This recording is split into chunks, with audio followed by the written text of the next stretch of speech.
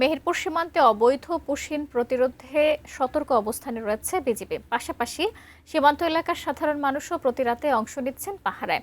এ নিয়ে সবশেষ তথ্য জানাতে মেহেরপুরের বাজিতপুর সীমান্ত থেকে সরাসরি যুক্ত হচ্ছেন প্রতিনিধি জুলফিকার আলী কানন। কানন, আপনি তো সেখানে আছেন, একটু বিস্তারিত জানাবেন সেখান থেকে। ধন্যবাদ শাকিলা। যেমনটি বলছিলেন, মূলত ৬ তারিখ থেকে কিন্তু মেহেরপুর সীমান্তের বিভিন্ন জায়গা থেকে এই পুশিনের চেষ্টা করছে বিএসএফ। তো প্রতিহত করছে বর্ডার গার্ড বাংলাদেশ এবং সীমান্তের যে মানুষ তারা রয়েছেন সাথে বিজিবির সাথে।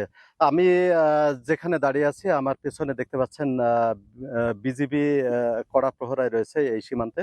আমার ওপাশে রয়েছে উম দেবনাথপুর সীমান্ত ভারতের, এবং এ পাশে রয়েছে বাজিতপুর। তো মেহেরপুরের যে ৮৪-৮৬ কিলোমিটার যে সীমান্ত পথ আছে, এখানে একেবারে যারা বিজিবি আছে, বিজিবির সাথে কিন্তু সাধারণ মানুষ আহ পাহারায় আছে, এবং সকাল থেকেই কিন্তু তারা পাহারা দিচ্ছেন এবং গভীর রাত পর্যন্ত দফায় দফায় ভাগ করে নিয়ে কিন্তু বিজিবির সাথে গ্রামবাসী রয়েছে।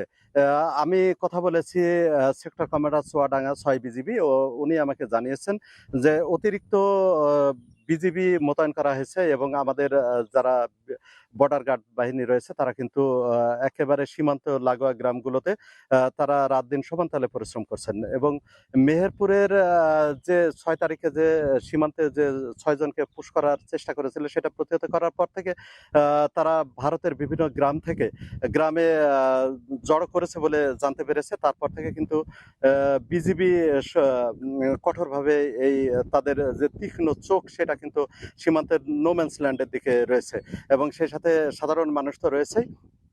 তো মেহেরপুরের যে সীমান্তবর্তী যে গ্রামগুলো রয়েছে, গ্রামের মানুষগুলো কিন্তু আমাকে বলেছে যে তারা তাদের ১ ইঞ্চি মাটির মধ্যে কিন্তু ভারতের কোনো সদস্যকে এখানে ঢুকতে দেবে না।